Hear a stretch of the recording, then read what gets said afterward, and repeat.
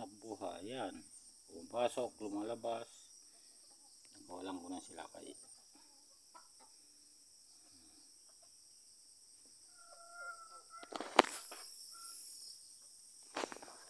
ito ay nagkawala na yung iba, kaya ako na nag-alaga.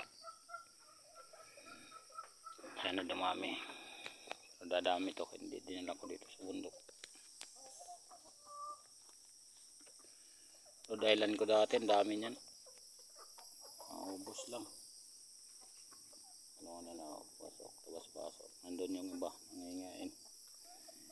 Nakawalan ko na kanina. Yun naman 45 days loob.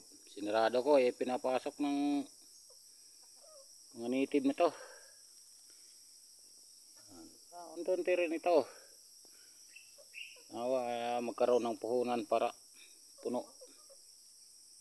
Kung pa sa likod baboy naman, pag may pera na. Pera naman piso pa lang, barya-barya pa lang. Dito na lang na muna tayo magtutok bago magtrabaho ulit. Tapos yan, puro tanim na yan. Kamatis, sili, sitaw dito sa loob ng bakod. Pinakawalan ko naman manok. Wag ko ano yan. Tanim nila yan tanim ng mga anak ko yan. Pag walang pasok napunta yan dito yan. Nandun na sa loob ng iba. Masok yung iba nandun, hingain. Yan lang ang buhay ko dito. Alas 5 dito na sa bundok, bababa alas 6 dahil yung pagkain ng 45 days dyan sa loob. Update tayo 45 days. Tingnan natin. Sinarado ko pinapasok kasi. Yan. Palublob lahat. Nagit kalating kilo na rin isa. 2 linggo.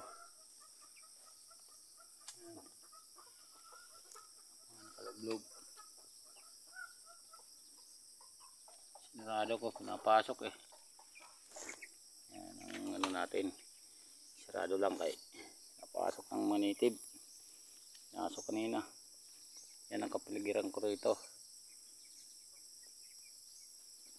Bundok. Kasi pag doon sa likod ng bahay ko, wala rin maraming kapitbahay. Isa pa, nawawala ang alaga ko. Dati yung Rhode Island na to, itong black, 18 yan. 18 piraso, 3 natira. 3 na lang natira niyan. Yung mga tandang ko, yan, 4 yan. Isa na lang natira. Wala. Kahit ano paghanap buhay natin. Ganyan.